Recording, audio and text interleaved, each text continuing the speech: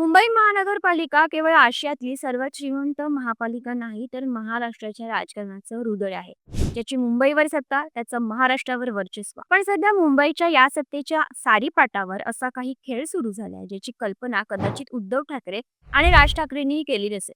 निवडणुका झाल्या, निकाल लागले, भाजप सर्वात मोठा पक्ष ठरला, पण खरी खळबळ उडाली आहे ती आता. कारण ज्या शरद पवारांच्या राष्ट्रवादीने निवडणुकीत ठाकरे बंधूंना साथ दिली, त्याच पवारांच्या नगरसेवकाने आता मुख्यमंत्री एकनाथ शिंदेच्या बाजूने कौल दिलाय. शरद पवार यांनी ठाकरे बंधूंची साथ का सोडली? हा केवळ एका नगरसेवकाचा वैयक्तिक निर्णय आहे की पॉवर गेमचा एखादा मोठा हिस्सा? आजच्या या व्हिडिओमध्ये या सगळ्या प्रश्नांची उत्तरं जाणून घेऊया. नमस्कार, मी समीक्षा देशमुख आणि तुम्ही पाहताय टीओडी मराठी. सर्वात आधी आपण हे समजून घेऊया की मुंबईत सध्या नक्की आकड्यांचं गणित काय सांगते. एकूण 227 जागांच्या या महापालिकेत कोणत्याही एका पक्षाला स्पष्ट बहुमत मिळालेलं नाही.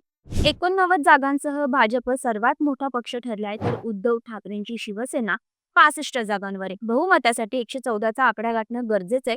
तांत्रिकदृष्ट्या भाजप आणि शिंदेच्या 29 जागा मिळून महायुती 114च्या पुढे जाते.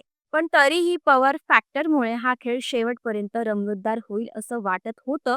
अशातच शरद पवार यांच्या राष्ट्रवादीचा एकमेव नगरसेवक अजित राव राणे यांनी शिंदेच्या शिवसेनेला पाठिंबा देऊन महायुतीचं पारडं अचानकच जड केलं. आता प्रश्न पडतो की शरद पवार असं करतील का?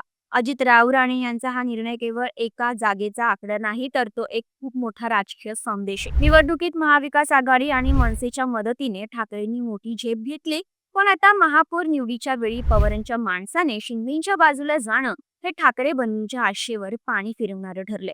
जाणकारांच्या मते मुंबईत भाजपला रोखणं आता कठीण आहे हे ओळखून पवारांनी ही नवी खेळी खेळली असावी का?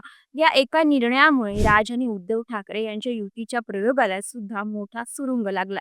पण हे राजकारण केवळ आकड्यांपुरतं मर्यादित नाही, तर सध्या मुंबईत एक वेगळीच भीती पाहायला मिळते. ती भीती आहे आपल्या नगरसेवकांना सुरक्षित ठेवण्याची. 7 फेब्रुवारीला महापौर पदासाठी अर्ज भरले जातील आणि 11 फेब्रुवारीला घोषणा होणार आहे.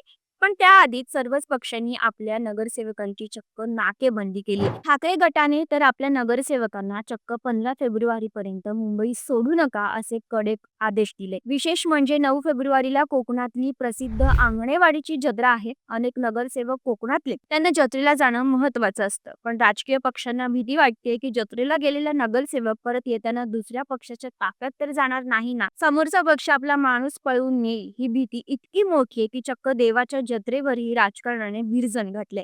येणारे काही तास मुंबईच्या राजकारणासाठी हाय व्होल्टेज असणार आहेत. जर भाजप शिंदे युतीने आपला महापौर बसवला, तर मुंबईवरची ठाकरेंची 25 वर्षाची एकहाती सत्ता अधिकृतपणे संपेल. शरद पवारांची ही गुगली ठाकरेंना क्लीन बोल्ड करणार की शेवटच्या क्षणी काही वेगळाच चमत्कार घडणार हे पाहणं आता महत्वाचं ठरेल.